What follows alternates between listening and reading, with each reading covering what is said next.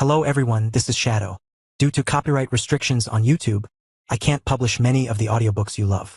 That's why I've created a special paid service where you can enjoy over 300 high-quality audiobooks from platforms like Webnovel, Pocket FM, Audible, Wuxia, and more. Each novel comes as a one-time purchase, no subscriptions, no hidden fees. After payment, you'll receive full access via Telegram, along with all future updates for that novel. You'll find a wide selection of your favorite genres and titles, always in premium audio quality. Check the full list of available novels in the description. DM me now to get your favorite stories in audiobook form and start listening today.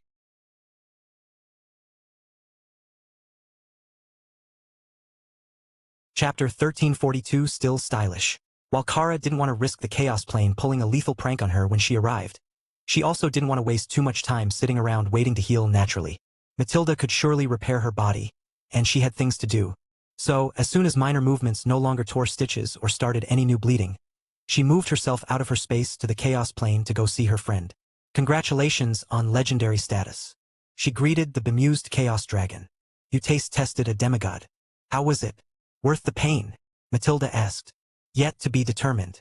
But can you patch me up? Even the Chaos Beast Constitution and my home space don't want to heal these injuries. Kara complained. You were cut by divine claws, with the fundamental rule of order imbued into both the attack and the claw itself. I can heal the worst of the damage, but it's not going to be perfect. Matilda agreed. What do you mean, not perfect? Matilda gave the irate badger an indulgent look. What I mean is that you don't get to escape causing that level of chaos unscathed. You're going to have scars when I remove the effects of the fundamental rule from your body. The damage is already done, and inflicted by divine energy, which not even I can fully nullify. Will I at least look cool? That made the dragon laugh. A real honest laugh. Indeed, I have looked into the future, and you will look cool even with scars. That was good enough for Kara, and she nodded for Matilda to begin the work of healing her lingering injuries. The scars were going to be inevitable, she decided. If she had Matilda heal her, it would scar. But if she didn't have the dragon clear the fundamental rule of order, it would only take longer to heal and then still scar. The process of extracting the excess energy was excruciating. But here in the Chaos Plane, she had the advantage, in that she could immediately alter her surroundings to soothe the raw wounds. How long it took, Kara couldn't say. Time was an ethereal thing here, but mostly she was so focused on the healing process and trying to upgrade her own healing skills that she completely lost track of her surroundings. For the first time, she had advanced but didn't get a skill that was a rank above her own. That was an annoyance that she was intending to rectify as soon as possible. Hopefully with the Chaos Beast Constitution. If she could upgrade that to immortal rank, she might be able to adapt to the lingering power in her body more efficiently instead of suffering from it. Finally, the process was over, and Kara grabbed an ornate mirror from her loot mountain to examine herself. There were long scars down her left side, and the back of her black leathery wing had a tattered notch in it. But her paw smoothed the fur over most of those marks with ease. The real damage was to her face. Her muzzle had a long scar that started just behind her mouth and ran up over her left eye, clipping her ear. Ironic, really. An ear for an ear. Matilda joked. Not that the badger's ears actually extended far from her head, but the left one was definitely scarred. Not bad. I kind of look like a gangster now, Kara noted. You've always been a hoodlum. Matilda replied casually, already returning her focus to the proper preparation of deep-fried supreme ranked cephalopod. The energy of her defeated foe was an incredible boost to her life force, helping stabilize her advancement. But there was still something that she could share with Kara. The recipe. Kara had a mostly complete immortal octopus in her collection, and it was of the same species, so the flavor should be very close to the same, despite the difference in rank. Now that was a wonderful idea, Kara decided. She would get started on it as soon as she got back. With Hawk's assistance, they would have no problem frying the octopus, and they might even get a bit of benefit from it, other than a good meal. Carl noticed that Kara was back, but she was already making plans for dinner with Hawk. Her bandages were gone, and while she was still limping a little, she looked much better than she had been. A childish voice distracted Carl from watching Hawk and Kara prepare the fried octopus. It's about time that you arrived. Now where were we? Right, we have things to do. Grab your badger. The annoyed girlish voice demanded. For a moment Carl didn't recognize it. But when he turned, he recognized Bishop Misty, the time dragon, immediately. Only this time she was an immortal. How does that work anyhow? He asked, voicing his thoughts before he could stop himself. A time dragon is exactly as powerful as they need to be at the moment they need their power. Now, are you going to make me wait until after dinner so we can go? She asked. That depends on how long we're going to be gone. Misty frowned. That's an interesting question. Do you mean in relative or absolute terms? Carl laughed. I will take that as long enough to get hungry. Give me 5 minutes and Kara will have a snack ready. Do I need to gather everyone else? Misty shook her head, then waved at Dana. Nope, this time it's just the 3 of us. Everyone else can wait here, and when we are done with the things we will come right back. Well, they'll hardly even notice that we left. But that's not the point. I've been waiting ages for this moment. And now we need to go take care of business. You actually enjoy being mysterious, don't you? Carl asked. Oh, totally. It's one of the best parts of my job. I mean, even if I told you, it probably wouldn't make sense. So there's no need to tell you at all, other than to help you prepare for the dramatic parts of the show. She agreed. Have you met my friend Opal? I think that the 2 of you would get along stunningly. Chapter 1343 Go with Misty. I haven't met Opal yet, but I will. Don't worry. I've got all the time in the world to meet and greet my friends. But some things cannot be changed, and the timing needs to be just right. So, it is time for us to go. Misty explained. Dana waved as a white mist began to form around Carl, and then the pair were gone, leaving her with the rest of the beasts, and an academy full of awestruck students and curious recently freed slaves. We might as well have some fun, since we're here anyhow, and Misty took the Carl away. What do you say I let a golem loose in the basement and have the kids play hide and seek? Ray suggested. Unaware of the horrors that Ray planned for the students of the academy, Carl found himself staring at a simple stone room in what appeared to be a dragon god temple. So, what's first on the list of things to do? He asked, while Misty rummaged through the pile of blankets and clothes on the bed. First up is to find my favorite hairpin. Then we can start the list of things that you have to do while you're at this point in the mythic rank. She explained. There is a list? Unfortunately. But look at it this way. If you do them all now, it feels like you only have to do one set of things and then you're done. That's much better than coming back in time to convince the old you to do them a bunch of times. Misty explained. You have a point there. Is this the hairpin? Carl asked, indicating a jade hairpin set on her dresser. Oh, there it is. Thank you. All right. First up, we need to go to the city of Nar in Gathuzan. Your task is to stand up for a young dragonkin girl when she's bullied. This one is important. If you do it right and restore her faith in people, she becomes the queen of Gathuzan. If you mess it up, she becomes the scourge of Gathuzan, an immortal rank terror that levels most of the country and wipes out the shadow dragons on this world. So, no pressure? Misty shrugged. It's fine. If you mess it up, the worst that will happen is that Matilda will yell at me again. Carl gave her a suspicious look. She was clearly only considering the direct impact to herself. The fact that someone would wipe out a whole species of dragons if he didn't get this right hadn't even registered on her list of dangerous side effects. Is there a reason that I was only supposed to bring Kara? Misty shrugged. If you brought anyone else, she would have recognized you the moment that you stepped foot in Drod. That would create a whole other world of things to fix in the timeline. Oh, you also can't go as yourself or as your cat form. That part would have been important to know in advance. Carl noted. It's fine. I remembered before you left. Carl sighed and switched to the unholy beast transformation that Hawk was using to allow himself to become a demon crow. The other option was a Tengu demon with large black wings. That wasn't a form that Carl had ever used in public, so there should be near zero chance that anyone would recognize him. Oh, good choice. Elemental's Wrath would have been fun too. Carl shook his head. Showing up as a raging fire elemental would definitely make it harder to restore anyone's faith in society. The white mist surrounded them again, and Carl found himself standing in a palace designed with images of dragons everywhere, and mythic rank mana jade as floor tiles. It was gaudy, excessive, and opulent to the extreme. But one thing that he did not see was Bishop Misty. The time dragon had dropped him here to do the work on his own. Only, she had forgotten to tell him what the target in question looked like, or what her name was. He knew that he was looking for a dragonkin, and with a bit of luck, he would be near her, not entire cities away from what he needed. Like when Misty had dropped him in the middle of nowhere to look for Kara and defend Bunga. In front of him, a young girl skidded around the corner and crashed into the wall, while someone behind her shouted and laughed. Get her. Don't let that tattletale get away this time. If she's a real dragon princess, she will fly when we throw her off the peak. A boy's voice shouted from further down the hallway. That sounded like Carl was in the right spot.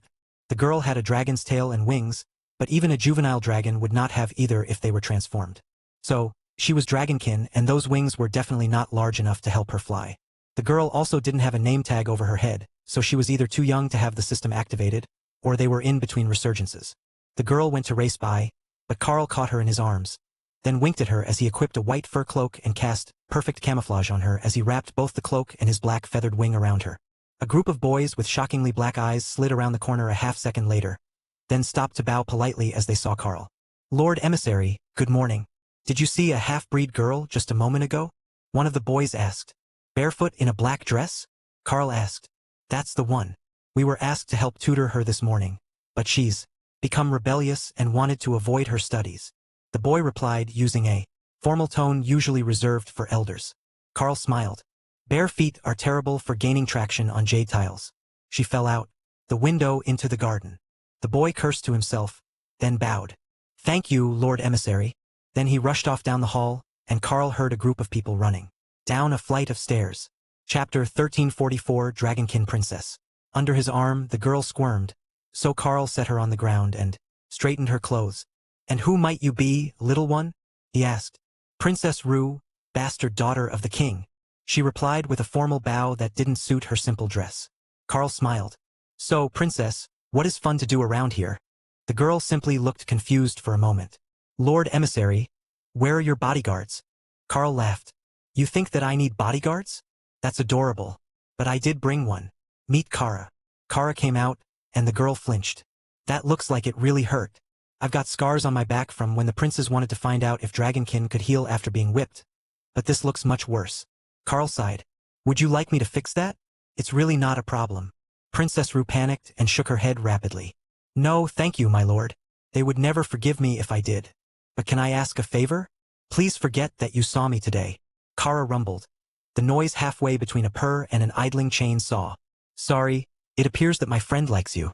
Why don't you spend the day with me instead? It's less of a cardio workout than running from those boys, but it could be fun," Carl offered. Before she could answer, a guard patrol came around the corner and stopped with their hands on their weapons. "Halt! Who goes there?" the man, clearly a transformed bronze dragon, demanded. "Carl, emissary from the Darklight host." The dragons paused for a moment, as if only just realizing who and what they were looking at. An unfamiliar face had been enough to put them on guard, but this one was a mythic rank guest, with a class they didn't recognize, and strange markings around his name that would normally indicate a boss monster in a dungeon. Could a dungeon boss have gotten loose to rampage in the palace? But he did say that he was from the Darklight host, so perhaps he was sent here by the ancient chaos dragon of Saihosesa? "Welcome to NAR, emissary. Have you found time to check in with the castle steward?" the guard asked. "Not yet. This lovely young lady has agreed to escort me for the day, so we will check in once we find the steward," Carl replied with a shrug. The guards gave the princess a curious look, then nodded. "Understood. I will inform His Majesty that the Supreme Lady has sent an emissary, and that the youngest princess is with you." The guard agreed. Then he led his patrol past Carl and the shocked Dragonkin. "How did you do that? You just told them who you were, and they left us alone." "Normally, they force me to go back to my room," she whispered. Carl patted her on the head. "You just need to learn the rules, princess. You see, it is only proper for an emissary to have a royal escort. I am assuming that we're not in a restricted portion of the palace, so there was no infraction for them to enforce. The fact that you are escorting me means that you have an assigned duty more important than the directive to remain in your room. Bronze dragons do not break the rules. Not ever." Curiosity flashed in Princess Rue's eyes, and Kara mentally laughed. She is learning. This one is a bit too innocent for her own good. She never thought about using the rules against the bullies, even when they were tormenting her. That gave Carl an idea of what they needed to do here. Not just getting her to trust him, but helping her to understand that there were standards and limits she could work with to punish those who bent rules to do evil. Some rules would be ignored if you were the favorite. But if the bronze dragons caught the young princess misbehaving, they wouldn't get off easily. Now, where were we? Right? Let's go do something fun. What is there to do here? Rue smiled slightly. Didn't you just tell the guards that you would go to the steward? No, I informed them that I would check in when we found him. The timeline wasn't established. I will keep my word. But that doesn't mean we can't do anything fun in the meantime. Well, we can go to the library if you enjoy reading. I've been studying magic, hoping to activate my class. I am what they call a late bloomer, since I'm only half dragon. Rue explained. Kara laughed, and Carl smiled at the girl. Yes, that sounds like a wonderful idea. I know many types of magic, and I can help tutor you while I am here. I believe you said that was what you were supposed to be doing right now, was it not? Yes, emissary. Before I fled the princes, I was with my tutor. Rue's bitterness was clear in her tone, and Carl could already feel the building death energy in her body. resentment being given form before she awakened. Her class. That at least explained why Misty had sent him to this particular moment. Given another few weeks of bullying, she would awaken a death-oriented class. If it was a powerful rare class, there was a chance that it would twist her personality, or that the newfound power would let her finally get back at those who had wronged her, and she would warp her own personality into a serial killer as she learned the joy of getting revenge. The time Dragon's targeting was spot on, Carl decided. He was in exactly the right place at the right time. Kara nudged Rue to get them moving, and the Dragonkin princess led them into the palace, through what were clearly servants' stairs and service corridors, until they came out from behind a hidden door in the library. Well, partially hidden. The door had wear from regular use, so it should be the regular servants' entrance for everyone who cleaned the library or was sent to fetch books. Find us a quiet spot to sit, and I will study with you. I have a knack for teaching, Carl whispered, keeping to the library rules, as he could sense a totem-ranked blue dragon in the room. Chapter 1345 Teaching Rue. Rue led them to a corner of the library, where a desk was set up with inscription materials, and a single blue dragon acolyte sat copying a spell tome. Carl nodded politely as the startled dragon sensed his aura. Don't mind us. I am going to tutor Princess Rue in magic, Carl informed the acolyte in a hushed tone. The dragon looked shocked, but nodded in agreement. That was the purpose of this portion of the library, though he was under the impression that the Dragonkin had little to no talent for magic, as she was already nearly 10 and had no class activated. A young dragon found their calling within months of hatching most of the time, even if it took them a while to activate the system. But Rue was just kind of useless. What kind of magic do you specialize in? Rue whispered as she darted glances between Carl and the acolyte. I have a widely varied base of magic. I can use everything from shamanistic healing and lightning spells to rend, consecrated ground, and disintegrate, Carl informed her with a casual shrug. The library acolyte at the table nearly choked on their tongue. Then, the young blue dragon ran off, directly toward the head librarian, while Carl settled into a comfortable chair near the inscription table. Just tell me what you wish to learn, and I will teach you, Carl offered. Is it wrong to say that I want vengeance? Rue asked. Not at all. I like vengeance, it is immensely satisfying. But what after that? Even if you kill everyone who has ever bullied you or treated you wrong, you've still got a long life ahead of you. Princess Rue froze. She hadn't thought about it that way. Wasn't just becoming an avenging force like a crusader enough? I just like magic. Cool flashy magic, useful magic, things that help. But also magic that punishes bullies. Rue whispered, mostly to herself. From the other side of the room, shouting and stomping feet interrupted the solitude of the library. I can smell her. That bitch is hiding in the library. Find her, the boy from earlier demanded. Rue prepared to run, but Carl put a hand on her shoulder. Let me take care of this. Trust me, it's going to be fine. 5 young dragons, all with the same odd, completely black eyes that marked shadow dragon lineage, rushed through the library, shouting and laughing. Then someone spotted Rue, and they came to surround her. How dare you run away from us, half-breed? The leader of the boys shouted. Overwhelming presence crashed over them, causing a terror effect that froze them in place. There is no shouting or running in the library, Carl informed them quietly. The boys looked like they were going to cry under the oppression of Carl's skill, but even after he deactivated it and simply let loose his aura, which was normally kept restrained for everyone's comfort, their knees were still shaking. Lord Emissary, we meant no offense. It's just that, you see, the boy began. Leave the library and come back in properly. Then apologize to the librarian for causing a commotion. Carl insisted. But I am. The boy began, before thinking better of it and running away. A moment later, soft steps entered the library, followed by a hushed, sorry librarian, and the sound of the princes running away. See, easy. You just need to be able to remind people that there are rules for a reason, Carl quietly informed Rue. But the chaos that Carl caused was not going to be so easy to contain. The aura of an annoyed mythic ranked guest shattered the peace of the castle, and overwhelming presence radiated in a sphere around the caster. It had frozen thousands of nearby castle occupants in place, utter terror overcoming them, despite knowing that they were not the target. If that didn't bring the guards running to the library, nothing would. But before we are interrupted again, you were saying that you wanted versatile magic, right? I wonder what sort of mage would be best. Perhaps even a shaman. Carl pondered. They say that the king has void magic, the royal magic of the shadow dragon lineage. Do you know something like that? It might not be as useful in daily life, but void magic users get some respect. Princess Rue suggested. Carl nodded. I do know some void magic. But first, we need to make you look like a princess before the guards arrive. Here, put this on. He handed her a black goth Lolita dress from Ray's Space, and briefly wondered who the spider had actually made it for. It didn't have any white on it, so it wasn't one of the prank uniforms she made for staff in the Darklight Host. Colors. There is nowhere to change here, Rue whispered. Oh right, we need to get you a class first. How about I just pick and you can sort it out later? You should be able to change classes as you advance. She was ascended rank before puberty and without a class, so her father was surely a powerful dragon. She would have good potential, even without whatever special class had made her immortal rank. Shadow dragons are void element just like void badgers. Why not give her my skills, since we don't know theirs? Kara suggested. That's not a terrible idea. If nothing else, it will let her deal with bullying on her own. Carl agreed. Champion Carl offers knowledge skill Void Blast will be transferred to the terrified pushover Rue. Champion Carl offers knowledge skill Limited Invulnerability will be transferred to the terrified pushover Rue. Rue looked confused for a split second, then her eyes glazed over as she entered the system interface to select her class. The guards and a few other powerful presences were approaching, while the librarian stood next to a bookshelf and watched intently, not wanting to miss a moment of what Carl was doing. The blue dragon knew that he had used a skill that had caused her class to activate, but he had no idea what it was, or what class she would get, as Princess Rue was in the class selection interface. That was also valuable knowledge, though. It meant that she got a choice what class she was going to get.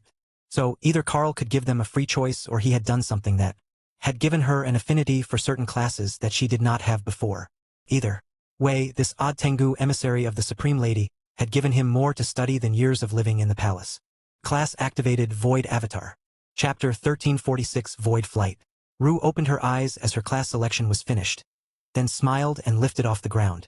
I got Void Flight as a class skill, she whispered. Carl smirked as he pulled the little dragonkin into a hug. The princess had been threatening to throw her off the top of a cliff to see if she could fly. Now she could. Now you're bullying resistant. Just remember what I told you. There are rules in place, you just need the power to make sure that others don't overlook them. Now, should we wager on who is coming to see us? You made quite a scene. Carl asked. Me? How was any of this my fault? She demanded in a hushed growl. The librarian smirked and ruffled her long black hair. Princess, he is a friend of the supreme-ranked Chaos Dragon of Saihosesa. Responsibility is anathema to the Darklight Host. Kara contemplated his words. That wasn't quite true. Anathema implied that it would harm them. Annoy them, certainly. Harm them? Not likely.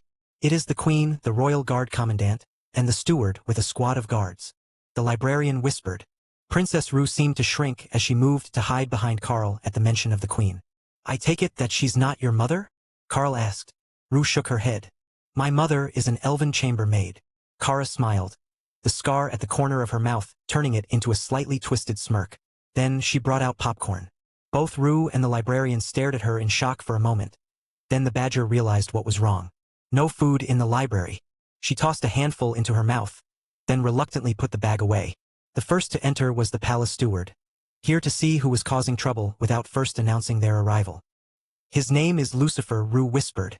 The NAR Royal Palace Steward was a bronze dragon, well into his later years, and totem ranked very close to mythic. He stormed into the library in a full rage, and stopped with his hand on his sword next to a bookshelf that had the librarian glaring at him, unwilling to risk a threat to the books, while Carl smiled back. Steward Lucifer, wonderful timing. I knew that you would be here soon. You see, a most lovely dragon has asked that I come here to tutor Princess Rue.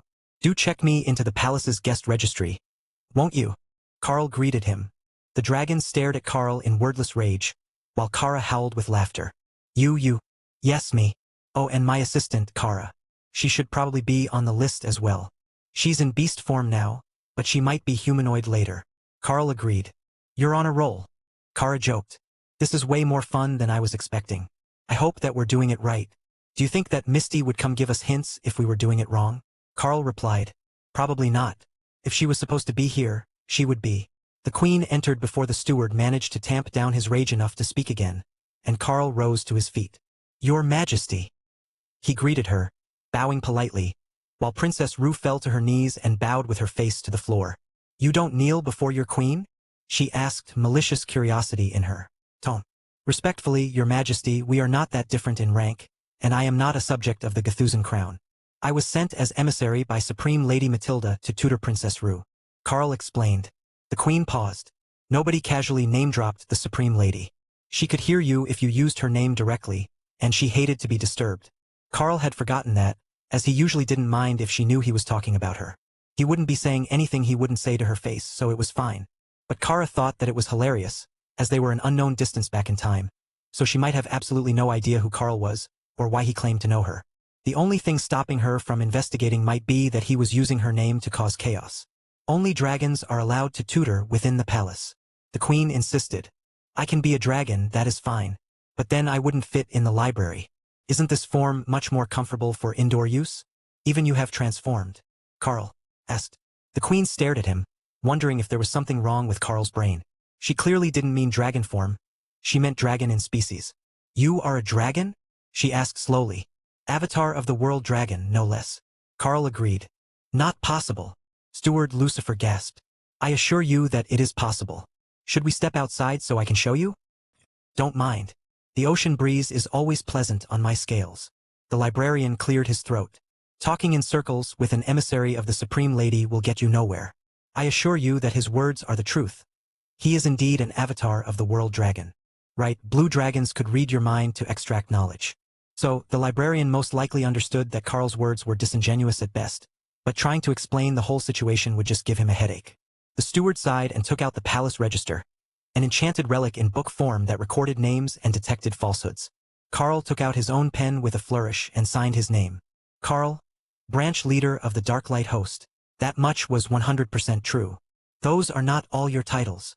Steward Lucifer noted. Do we have time for all that? It's just a guest list and my version of the official. Description covers the important parts. The steward shrugged. It is good enough, I suppose. The description is sufficient to tell future readers who you were. The queen cleared her throat. And you have been sent here to tutor that. Waste of scales? To what end?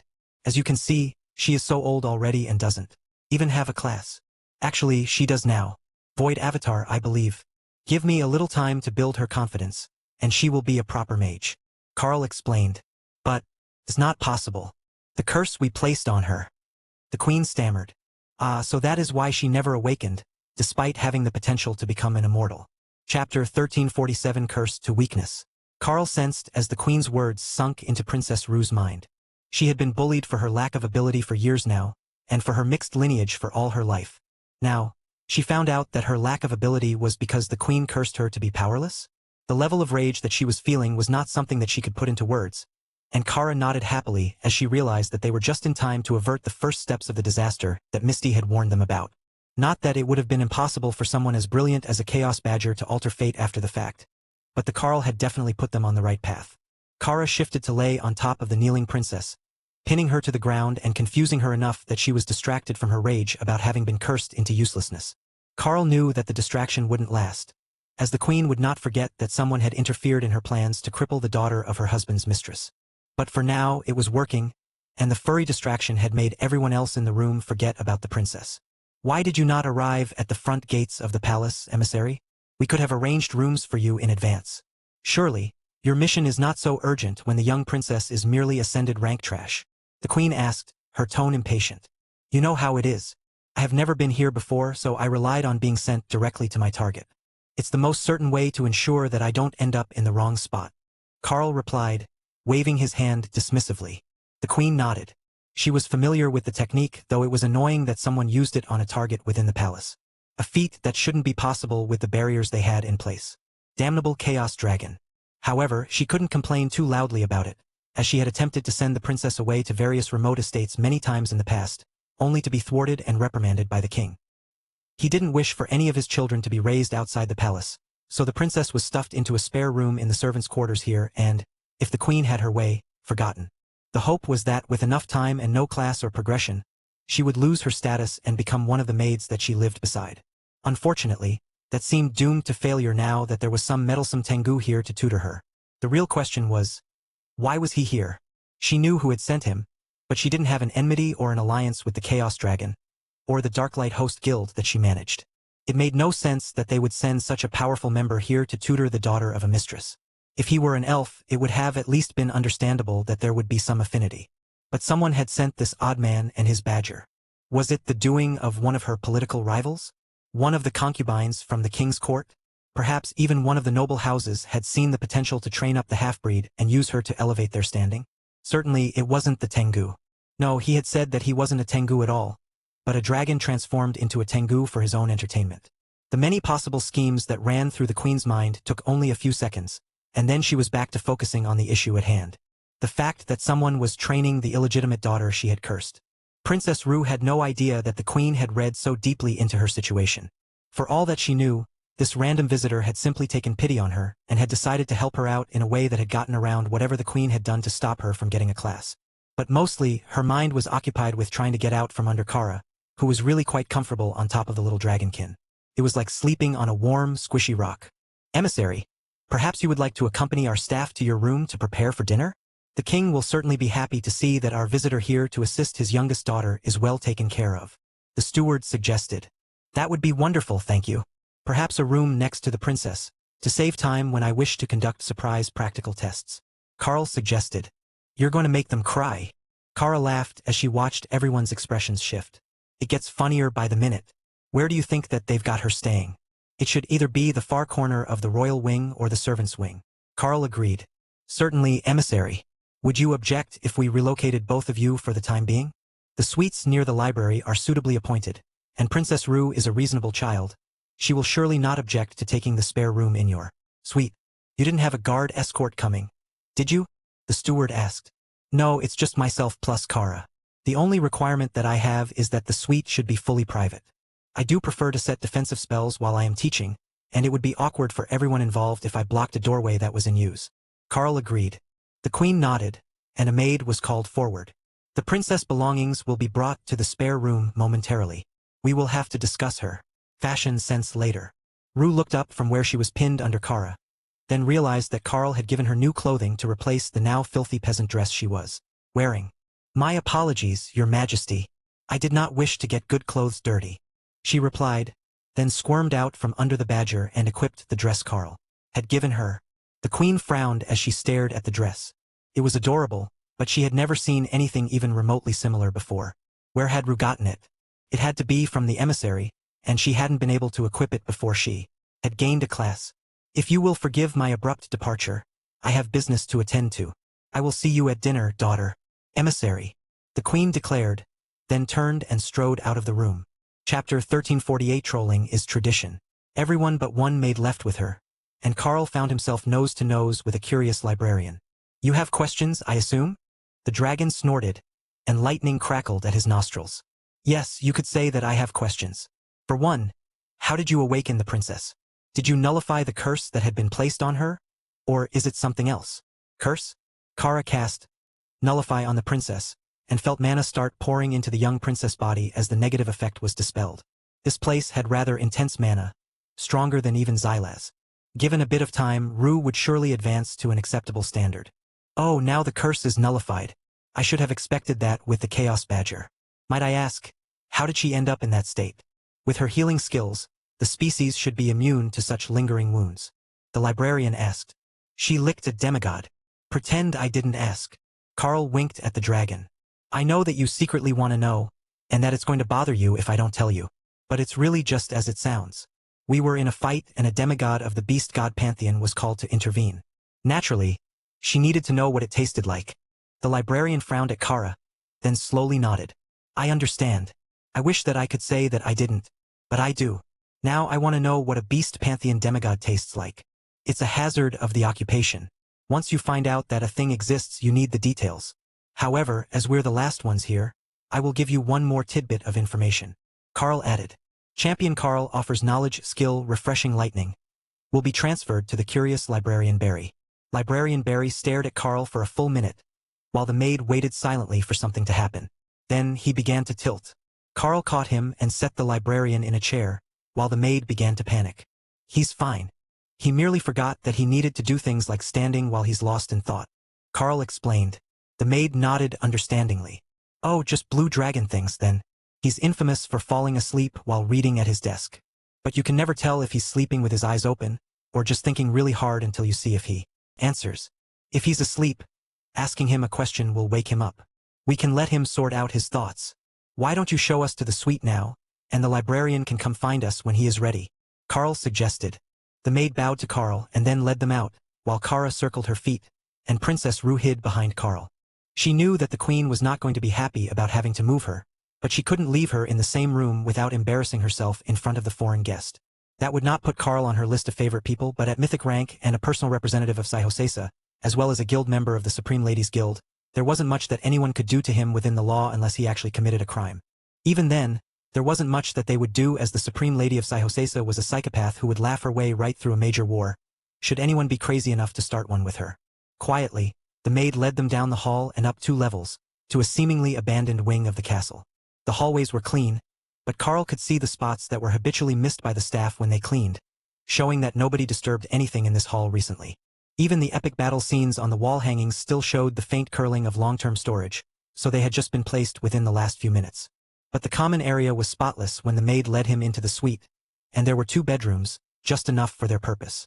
At the back of the room is a rooftop training area, so you may work on spells that can't safely be performed indoors. The maid explained. Carl smiled. That shouldn't be an issue. You see, I know the illusionary domain, and if my young charge here can break that, I might just lose years off my life in shock. The maid smiled. Carl had a point.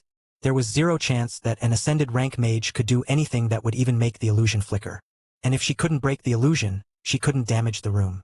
If you need anything, my shift ends at dark, she explained, then moved to stand just inside the door, hidden out of the way in a cleverly designed alcove. Obviously, they weren't going to be left alone, but Carl wasn't planning to do anything that would need to be hidden from the public. At least not in the next few hours. His goal here was to help the princess regain her faith in people, and for that, he didn't need to intensively train her on skills, he needed to get her to talk to someone friendly. That might have to wait until dinner, Carl decided. The princess was much more interested in playing with Kara, who was exploring the suite, than in talking to anyone.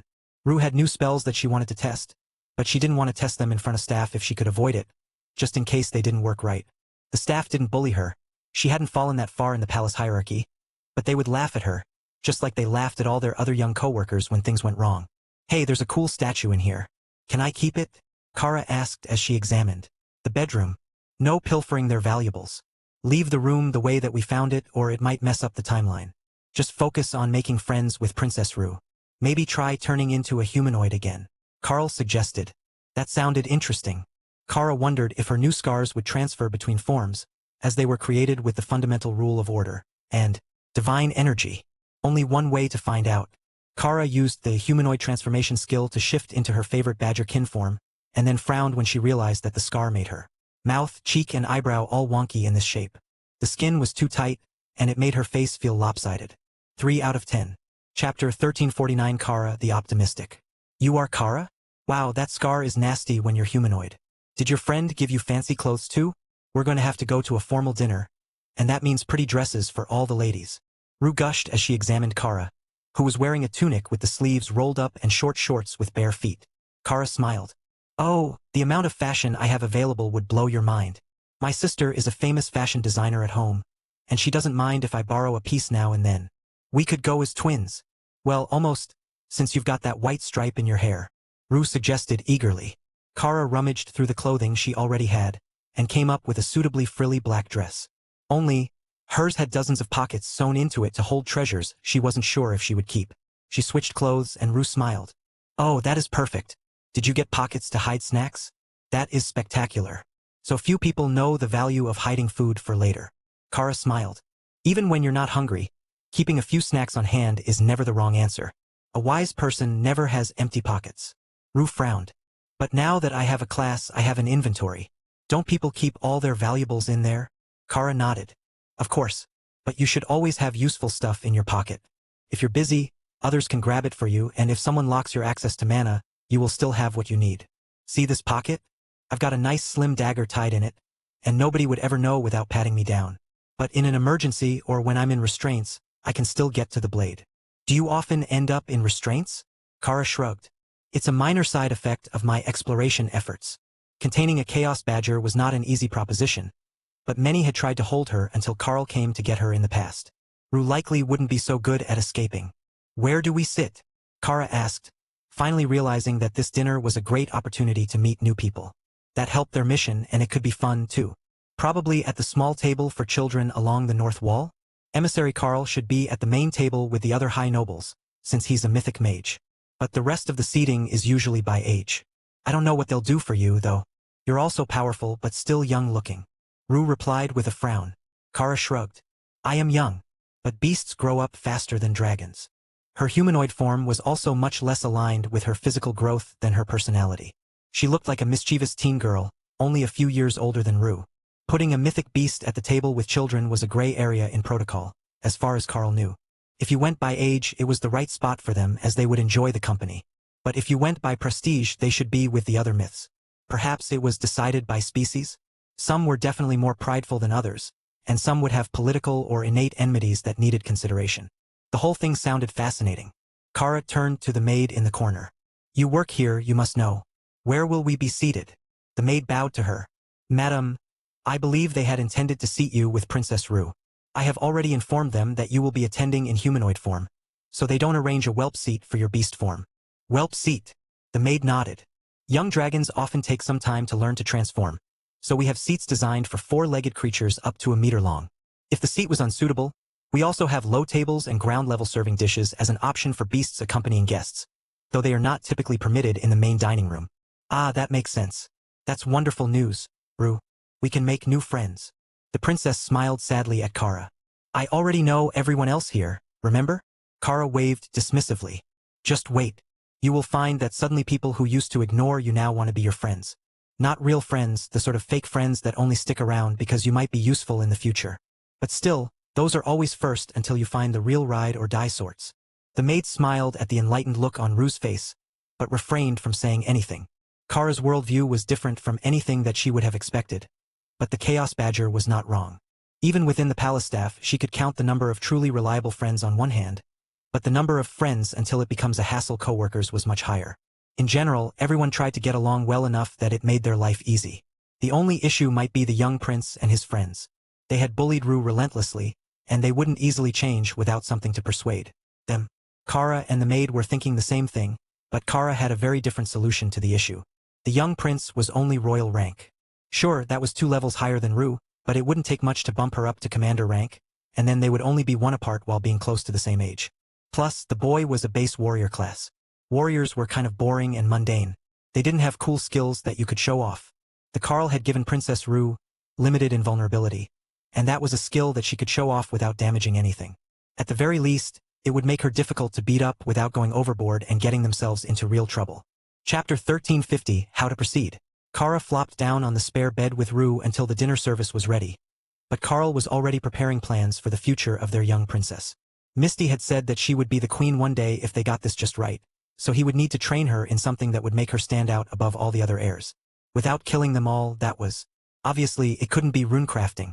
That would completely mess up the timeline, as Carl couldn't see any sign that it was in use here. He would make her an item or 2, personal keepsakes, to help her remember his teachings. But he wouldn't teach her the skill. Miss, tell me something. What would you say that the royal family's signature trade skill might be?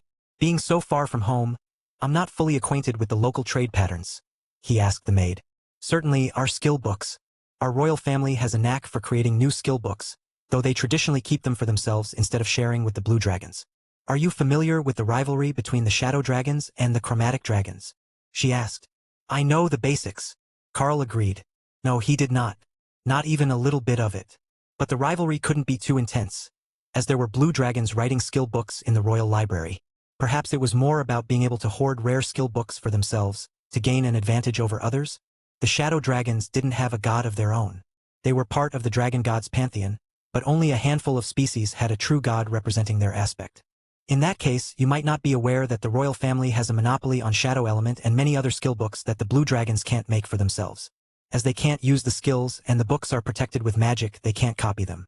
That allows the royal family to maintain certain skills as their own exclusive property, or as signature gifts for new sovereigns of friendly nations. It is traditional that the newly raised kings and queens of Audrock are given the agile flight skill, for example. They are not a dragon nation, mostly bird-type beastkin and some human mages that came from other continents. So, the gift is especially valuable to them, and they lack the ability to replicate it. She explained. Carl nodded. That is a wonderful skill. Do you know it? The maid stared at him in shock. Are you saying that you do? Carl nodded. It's an innate skill of the Chaos Badger. We both share the knowledge. The The maid placed a hand on her chest and took a deep breath. For a moment there, I was going to panic. I thought that you might have a royal lineage background that I wasn't informed of. Carl shook his head. Nope. My lineage is an interesting one, but it's not a direct one from any sitting sovereign. What is the practice for dinner? The maid blinked once as she processed the change of topic. You may either walk the hallways and enter from the west entrance. Or, if you wish to make a grand entrance, you may fly from the balcony in dragon form and land on the east balcony of the dining room. It is clearly marked from above, and there will be 2 bronze dragons stationed there in dragon form. Flying! Kara cheered. We will make a grand entrance. I will carry the princess to the east entrance in dragon form, and Miss Kara can fly with us. The maid shook her head. Only dragons are permitted to use the balcony. If Miss Kara rides on your back, that would be fine. But protocol forbids her landing individually. Carl shrugged. Then I will give them both a ride. It will help the rest of the guests understand that Princess Rue has an advocate within the palace now. As long as your dragon form is large enough, I don't see any issue with that. She agreed. The maid was a young adult, but also from a subspecies of dragon, so her dragon form really might not be large enough for her to carry 2 children. But that didn't apply to Carl. Did his Tengu form look that young? He had no frame of reference for how old Tengu should look. So, he had no way of knowing that the particular appearance of his Tengu form was that of someone near his own human age, while the species matured at a much slower rate. Simply going by his appearance, the maid had assumed that he was a prodigy who had just finished his mandatory schooling. Not exactly wrong, but not quite right either. That sort of person would also be the logical choice of emissary for Saihosesa, to send to deal with a young princess. Not only would they have more in common than a tutor of her parents' generation, but emissaries often ended up in marriage alliances. Especially emissaries with compatible bloodlines. Fortunately for Carl, he was not Shadow Dragon, and unlikely to be pulled into such an arrangement with the princess. But that didn't mean that there wouldn't be others who would be interested in him. As the maids called it, flavor of the week syndrome. The dinner arrivals start in 5 minutes, emissary. If you would like to transform now, we can arrange a secure seat for the princess and your companion. The maid declared. I have magic to secure them. Fear not. I won't allow any harm to come to her. Carl explained. The maid nodded, accepting his words, but still nervous about all the things that could go wrong. If the princess fell off his back, it would be the maid's head on a pike, not his. Kara dragged Rue out, and Carl stepped onto the rooftop training grounds. Princess, please allow Miss Kara to get you settled. I will fly you to dinner. Chapter 1351 Giant Dragon. Carl used Behemoth, the moment that he transformed, granting him the form of a world dragon nearly 100 meters from snout to tail. He was sitting with his head down and his tail curled, but he still took nearly the entire training ground. Oh my goddess! You are enormous! Princess Rue gasped. That's what all the ladies tell him. Kara agreed. The maid choked as she heard the crude comment. But the innocent mind of Princess Rue totally missed the connotation. I can see why. Are we even flying? It's like 3 steps for someone that large. She asked. I will fly us in a loop, so we can make a grand entrance. Carl explained. He crouched and Kara helped the princess up to sit between his shoulder blades, held in place by 2 ridges in his spinal scales. Then, Kara settled behind her, and Carl cast Eternal Lightning to hold them securely on his back. Then, he spread his wings and soared into the sky over the city. Half a second later, the small gray form of the maid rushed after them, straining to keep up with even Carl's casual touring speed. It was like she was a young drake or a whelp next to an elder. His form was so large compared to hers. But he wasn't trying to outrun her, and he simply allowed her to fly along beneath his wing, so she could be in position should either of the riders slip. Carl circled the city, and flew low over the ocean, so that Rue could feel the salty breeze on her skin. Then, he rose up over the castle and found the balcony with 2 bronze dragons on it. That is the right balcony, isn't it? He asked. Yes, emissary. I will land behind you, then help the others down so you can transform back and greet the others. The king should not be there yet, but there will be princes from the main family, as well as some guests. The maid replied. Carl heard the gossip before he even landed. Is that a divine fire dragon? I thought that they were more red. How close must he be to immortal rank to be so large? Oh, how I would warm his clutch. The last one made Kara laugh. These noble dragon ladies had no idea what they were up against. Even the best polished scale couldn't compare to the Dana mage. Carl had to clutch the edge of the balcony with his back claws, as it wasn't designed for a dragon as large as he was. You went overboard. But they look suitably impressed. Kara noted. That's the important part. Remember, we're here to help Rue make friends. Even if they're trying to find a reason to talk to the 2 of us, It's still easier for them to talk to Rue first, as they all know her. Carl agreed. The maid helped Kara and Rue down, then turned away so she wasn't seen laughing at the way that Kara waved to all the shocked guests in the dining room. The two girls were wearing beautiful black dresses in a foreign style that had the immediate interest of the fashion-minded. But even that couldn't distract most of the guests from the enormous dragon on the balcony. Carl stepped forward and smoothly transformed into a Tengu in black folded robes. The dragons on guard looked thoroughly confused. What generation was this guy from? He looked so young, but he dressed like their grandfather, which was saying something when they were totem-ranked dragons and centuries old. Perhaps it was a case of everything old becomes new again, and it was considered fashionable where he came from. Certainly, the girls' outfits must be high fashion in Saihosesa. The moment that Carl walked into the room, everyone went silent. They hadn't seen it before, as he was larger than the door, but his name tag was surrounded by a golden dragon-themed frame. It was customary to keep the system interface active, so you could see everyone's names and pretend you remembered who they all were. But nobody had ever seen anything like his name's display on a guest before. Greetings, everyone. My apologies for the ostentatious display, but it does feel good to stretch my wings now and then. Carl greeted the room. Not a problem at all, emissary. The king will be relieved to know that the Supreme Lady sent such an outstanding dragon to tutor his daughter, one of the older princes replied. Crown Prince Lucas, right? It's a pleasure to meet you. Congratulations on making mythic rank. Carl replied. The prince smiled. Thank you, emissary. I wasn't aware that Saihosesa kept track of our progress. Carl shook his head. I can feel it in your aura. You have only just received the mythic blessing. Here, a small gift to celebrate your glorious accomplishment. Carl handed over a small vial of one of Remy's growth potions. It wouldn't do much at mythic rank, but it would help stabilize his aura. That would make him feel more experienced to those around him, and reduce the chances that someone would see him as vulnerable in his freshly advanced state. Prince Lucas stared at the potion for a moment, unfamiliar with the concoction. It's a growth potion, a specialty of the Naga Queen Remy. For a myth, it's no more than a trifle, but she has had some success giving them to children in need of a little push. Carl explained. Lucas' eyes went to Rue, who was being escorted away by Kara. The badger had found new species of dragons to meet, and she wasn't interested in formalities to begin with. But the crown prince couldn't help but wonder if his least promising sibling was about to see a sudden growth spurt that would put her on par with the full-blooded dragons. That thought led to the realization that there was a better use for this potion than his own stabilization. I believe that my daughter will have the most use for this particular potion. She is right at the commander rank bottleneck and about to hatch. Oh, that sounded fun. But Carl couldn't contact Remy to see what would happen. I don't believe that the potion has been tested on unhatched eggs before, but you are certainly welcome to try. Please do tell me the outcome, though. Chapter 1352. Not that kind of emissary. The crown prince rushed off and out of the room, eager to test the potion on the egg of what Carl assumed to be his heir. The difference between ascended and commander rank at birth is a huge deal for the royal status. If she doesn't make the standard, she will not be taken seriously as his heir. The maid whispered to Carl.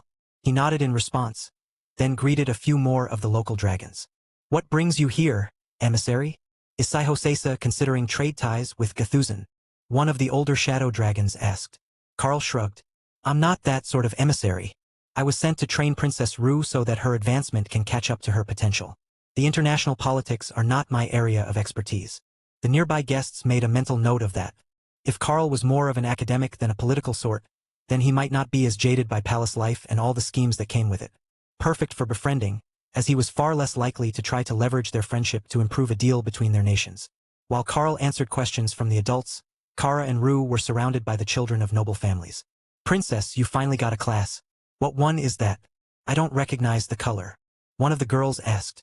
Void Avatar is the name of the class. A Void Element Mage class. It's pretty awesome. And I can even fly without wings. Rue informed her, becoming excited about her new skills.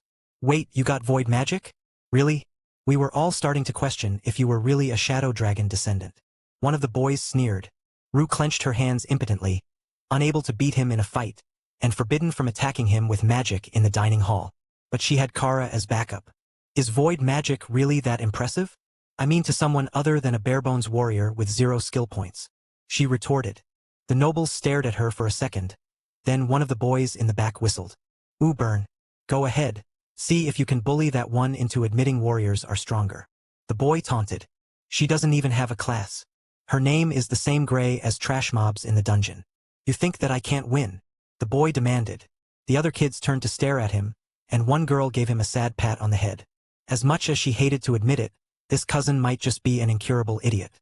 "We will pray over your grave," she informed him in her most earnest tone. Kara turned to Rue. "I will show you the ultimate anti-bullying technique now." Rue smiled as she realized that the boy didn't have strong enough senses to be able to tell that Kara was a mythic beast. He just thought that she was a nobody, and he wasn't bright enough to realize that having a nameplate with no class color was likely not good news for him. "Normally, I wouldn't hit a girl, but you need to know your place," the boy insisted as his fist flashed forward.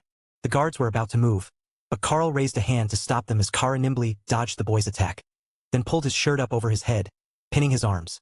"Now normally what you tug the head down and you feed uppercuts into his face.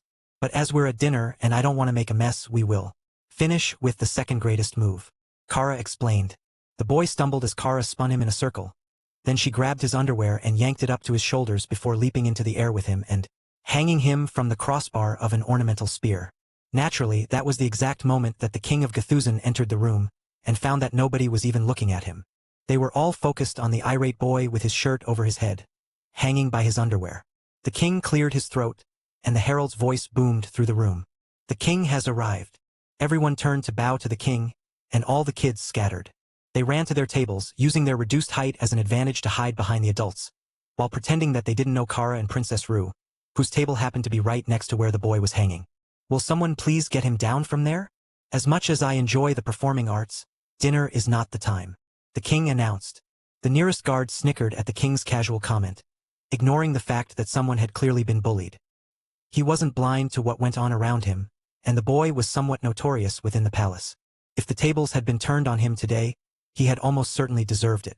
However, the transformed Chaos Badger did look a bit too smug, and he suspected that this was not the last incident they were likely to see tonight. Everyone quickly took their seats once the king was seated, and Carl found himself between two older princes and across from a group of government ministers at the large main table. The king was seated with the queen, and who Carl assumed were the dowager, king and queen, or perhaps the queen's parents. But the king wasn't watching the room, he was intently staring at the queen, who was glaring at Princess Rue and Kara. It looked malicious to Carl, but that might be for a number of reasons. It could be anything from her hatred of Rue, to a fondness for the boy that Kara had taunted, or even just a dislike of chaos in general. All were possible. "My queen, is something troubling you?" the king asked gently. "That Rue child has awakened a class," she replied. "I see that. Better late than never. Perhaps now she will begin to grow properly. The Supreme Lady has done us a favor by sending a tutor for her. Did you see the size of him? I don't recall a world dragon of his power being in Sihosesa, but given who sent him, he might have come from another world to assist." The king agreed. The queen's frown only grew. If emissary Carl had been brought in from another world, he might really turn that brat's life around. Chapter 1353 Dragons Come in Flavors. The other kids at Kara's table were all staring at her in awe as she mixed condiments in a saucer, and then added spices from her own space. "You should try this, it will put scales on your chest," she insisted. The kids giggled at the dragon humor, but moving too close to the super spicy concoction made their eyes water. Rue frowned, but didn't want her new best friend to be an outcast, so she took a careful bit on the end of her spoon. Her eyes went wide the moment that it touched her tongue. "What is that? The scent is so spicy my eyes water, but it tastes sweet and sour at the same time," she asked. Kara nodded happily. "Perfect, isn't it? Hot, sweet and sour all at once. The perfect dipping sauce for meats of all sorts." Rue tried again, taking a bit onto a bite of chicken. "Oh, you're right, but the manna is making my head spin. Minor technical difficulty. Some of the spices are mythic ranked. But more manna is good for you. It helps you grow up big and strong. I will help you train tonight, and we should be able to get you to break through to commander rank without having to use any resources. Those we can save to get you up to royal rank so you can keep up with your peers." Kara agreed. The little girl who had spoken to Rue at the start smiled. "Really? Princess Rue will catch up to the boys?" Kara gave her a double thumbs up. "Yep. With an advanced class it will be easier for her to grow, and she won't hit as many bottlenecks. Everything for the next 3 or 4 advancements should be easygoing." "Oh, so she will make it to palace officer or general strength before she has troubles. That's good even for a princess." The girl gasped. "I guess you don't use the same version of the ranking system that we do," Kara noted. Princess Rue smiled. "Officially, we probably do. But here in Gthuzan, almost everyone is a dragon, and if they're not, they're usually totem ranked or higher. So, Everyone just uses local slang. Kara smirked. So many new flavors of dragons. Dragons come in flavors? One of the young dragon nobles asked. Kara nodded wisely. Both their species and their class power have different flavors. So, a shadow dragon mage and a shadow dragon warrior will taste different, and a weak one won't taste as good as a strong one. The kids looked confused. Then one of them licked the back of his hand before grabbing the hand of a server and licking it. Young master, if you're hungry, I can get you more to eat, the maid admonished. No, I am good. I just had to see if the badger was right. The boy replied dismissively. But the maid wouldn't let it go that easily. Young master, please don't take life advice from badgers. It won't end well for you. The ladies will think that you're some sort of deviant if you go around licking people. The kids' table all laughed while the boy blushed. Not just anyone. Girls have cooties. I tasted my hand, and your hand, and they're not the same. There was still something very off with the badger's logic, and she couldn't help but suspect that the innocent look on Kara's face was a deliberate provocation. But the next words out of the badger's mouth only added to the confusion. While learning the taste is important, nobody actually eats dragon. What is important is knowing the essence of their personal mana signature so that you can learn to pick it out by scent and aura. Once you can do that, then it is impossible to sneak up on you or truly disguise yourself without the finest of magic. She explained. Now the maid was completely confused. The description made perfect sense, and Kara had a point. Once you were familiar enough with the scent of someone, you could tell who they were without seeing them. So, it wasn't theoretically impossible to generalize that to work with entire species if you tried hard enough. But since when did chaos badgers give good advice? The sweet, innocent dragons do not know the true ways of chaos. Kara gloated. If there is no trust, there is no prank. First, you must prove that your words are worth considering. Only then can you lead them down the path of entertainment. She finished. Play nice. Remember, we're here to make friends for Princess Rue, to help her become a queen and not terrorize the people. Carl felt like he had said that before, but somehow the message was getting lost. In translation, relax. We're making friends. She's got a class, next is getting power. But today, my mission is to make the princess seem more relatable, so that people will feel bad about bullying her, and she will stand a chance of making real friends. Kara explained. All right, I trust that you know what you're doing. It's better than being stuck here with boring people who just want to talk about politics. Normally, talking politics wasn't all that bad. But Carl had just realized that they were 1,000 years into the last resurgence, and he didn't even know most of the names of the cities or countries, much less their current leaders or the political strife that came along with their individual circumstances. What he had realized was that it was a good thing he had claimed that the old Chaos Dragon had sent him because she was considered to be eternal, and at this point neither Xylaz nor Drod existed as cities. The southeastern island, where Drod was in his timeline, currently hosted mostly nomadic orc tribes who were looking for the lost dragon scale so that they could preserve the system and keep the resurgence going forever. The demons hadn't even begun to settle there yet. While Xylaz was currently in a major drought, and the dungeons were in a state of constant conflict, with dozens of major factions fighting over them. Claiming either of them would have made him seem like a fraud from some backwater Tengu tribe. Chapter 1354, Not Subtle. Dinner went relatively smoothly until the dessert course was served, and the queen noticed the friendly laughter and smiling from the children's table where Princess Rue was seated. In her mind, that would never do. She was about to speak up, but the king's expression caught her attention.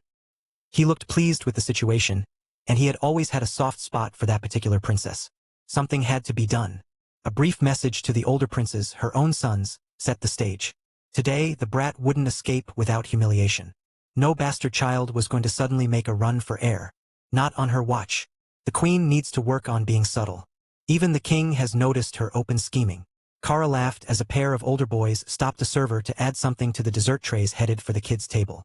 For a moment, she seriously considered pretending to be poisoned by whatever they had sent over, just to watch everyone's reactions when they realized that a pair of princes had poisoned a foreign emissary. But when the maid arrived at the table, she was very insistent on which dessert went to Princess Rue, and then remained after serving, as if to be certain that she actually ate it. That just made it even easier on Kara, who had already sniffed out the magic. It's the opposite of that potion that Kara got from the new demons. It gives you mana poisoning if you eat it, she informed Carl. Are you going to nullify it? He asked, curious what her approach was. Nope, I'm going to eat it. I've never been mana poisoned. The question was how to do it without causing a scene. The dessert for the princess was slightly fancier than the ones for any of the other kids at the table, so it was clearly intended specifically for a member of the royal family. Simply snagging it would be poor manners. So, the obvious answer was deception. You get a different flavor? Are you allergic to one of the ingredients? Kara asked the princess, using her best curious and innocent tone, but a regular conversational volume that would carry to the other tables. Rue shook her head. It should be the same, they just make one fancier, so the royals know what one has been double-checked. Kara smiled, and the nobleman sitting next to Carl leaned over to whisper to him. Shouldn't we stop this before it gets out of hand? Carl shook his head slightly. No, let it play out, my associate has already identified the additive and I can reverse the effect. I just want to see their reaction when that cake doesn't make it to its intended recipient. Besides, isn't this scheming just a bit too obvious? Honestly, none of them would have noticed if Kara hadn't pointed out that one slice of cake was not the same flavor to her senses, and that the ingredients were different. It should just have a bit more icing on top. But now that it had been openly announced, everyone in the room was discreetly taking notice. Everyone, that was, except the kids at the table who hadn't realized that it was a poisoning attempt, and not the princess getting a special cake. Secret special cake at that. Princess, would you like to switch? I've got an extra big slice. One of the boys suggested. Rue stared at him suspiciously.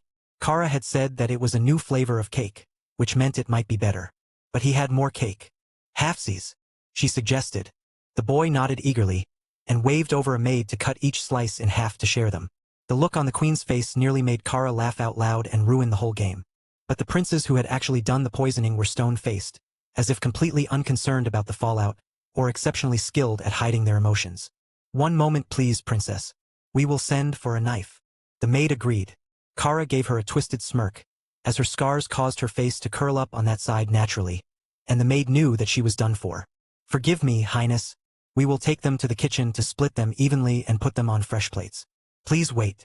Carl laughed quietly as the maid left the room, and he heard the sound of dishes clattering into a garbage can, followed by running feet. Not as confident as she seemed at the start. But the real chaos is about to start, if those cakes aren't replaced. He joked.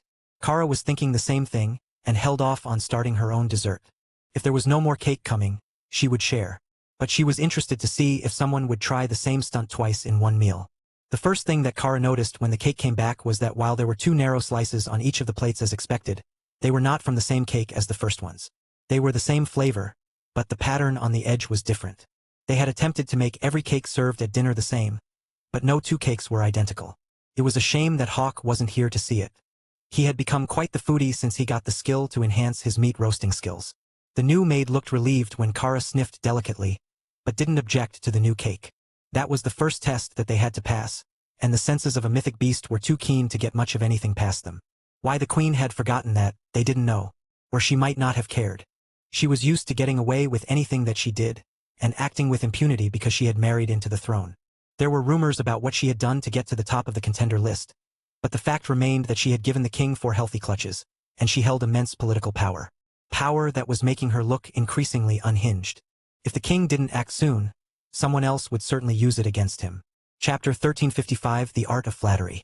Once dinner was finished, the kids all ran off to another room to socialize, while Carl remained with the more powerful elder dragons. They all had questions for him, and Carl knew that he had no answers for most of them. So, emissary, tell us more about your home. Crown Prince Lucas suggested as the dragons gathered around Carl. I'm afraid that it isn't all that interesting. I don't spend much time in the outside world. I either spend time in a separate space researching or I vacation near the shores of Lake Naraletum to enjoy the dungeons. Carl replied with a casual shrug. The Crown Prince frowned. You vacation in a war zone? It's not as bad as all that. You just need to prove that you have the power to back up your words and they will back off. I'm not one to brag, but I do have a rather impressive dueling record. Carl agreed. Really? Do you have any merits? One of the nobles asked. Carl equipped his guild tabard, and the dragon gave an approving rumble. 3 over-rank guild challenge victories, including one when you were at totem rank? I understand now why you don't fear the Great Lakes War. The Crown Prince pinched the cloth in his fingers and nodded. It's not fake. That's a system-generated guild tabard. My class is particularly well suited to combat. Though I share the Blue Dragon's affinity for discovering new magic, there is nothing quite like finding a fun new spell to test out. But really, after I gained an epic constitution and limited invulnerability, fighting at my own rank became much less fun. Research and crafting is the far superior way to acquire knowledge of the fundamental rules. Carl agreed. Now he had everyone's full attention. Improving their understanding of the fundamental rules was the primary goal of every mythic rank dragon. It was their only shot at true immortality. The oldest among them, those who were already showing gray in their hair, had been alive for millennia, born before the resurgence, and they were becoming desperate for that last missing link that would allow them to ascend. The Crown Prince smiled at Carl. You know, my grandfather said the same thing, except he took up painting to help him understand. He said that the fundamental rules related to combat would never be fully comprehended here, as there were no battles challenging enough to reveal the missing portions. Oh, he sounds wise. Is he still around? I wouldn't mind a long chat if he has some leisure time, Carl requested. The prince shook his head. No, he was successful and left for the immortal realms to continue building his power. While it is possible to become an immortal here, that is the limit, as there is no suitable mana to continue growing. Instead of crippling his progress, he decided to move on and spend eternity learning what comes after. Understandable. It's difficult to blame a man for prioritizing his search for knowledge when he has such capable heirs to take over from him. Behind the Crown Prince, a young woman giggled. He's smooth. Tell me, is the art of flattery a Tengu specialty? Carl bowed elaborately. Princess, I assure you that my flattery is a natural art, not a species gift. But I am not actually a Tengu. If anything, you could blame it on the world dragon. Ah, a natural-born heartbreaker, the princess joked. Carl held up his hand with the soul-bonding ring on it. There will be no heartbreaking on this journey, you have my word. It would be entirely too difficult to explain to my wife, and she's not a forgiving sort when it comes to infidelity. The Crown Prince laughed. The Supreme Lady thought of everything when she sent you here, did she not? Married, impressive in physique, a rare dragon species. And you brought a beast girl to keep an eye on your young charge while you were busy. Carl smiled. She even picked the beast companion from among my friends, who was the least likely to go on a murderous rampage. The Crown Prince drummed his fingers on the table.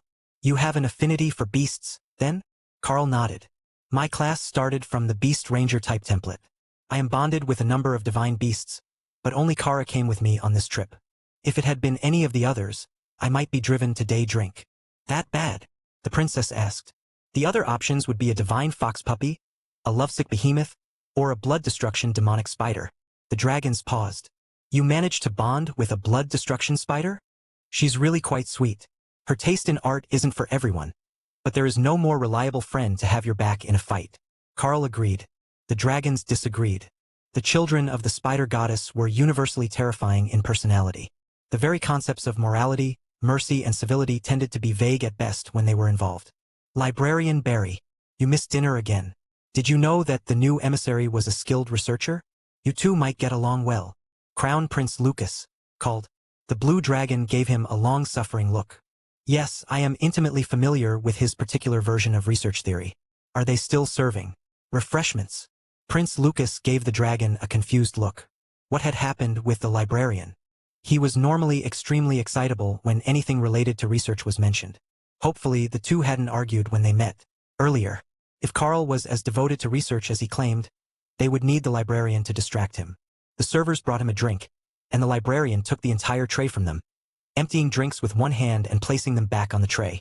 You might want to bring the whole bottle. Librarian Barry has worn himself out studying a new skill. Perhaps some cake as well. A bit of sugar never did anyone wrong. Carl suggested. That explained the issue in the opinion of everyone else. The librarian must just be surly and haggard from being presented a new skill to research and not enough time to finish. Saihosesa surely had many rare skills that nobody else had access to, so it wouldn't surprise them if Carl had introduced one to the librarian here in NAR Palace. Hello everyone, this is Shadow. Due to copyright restrictions on YouTube, I can't publish many of the audiobooks you love.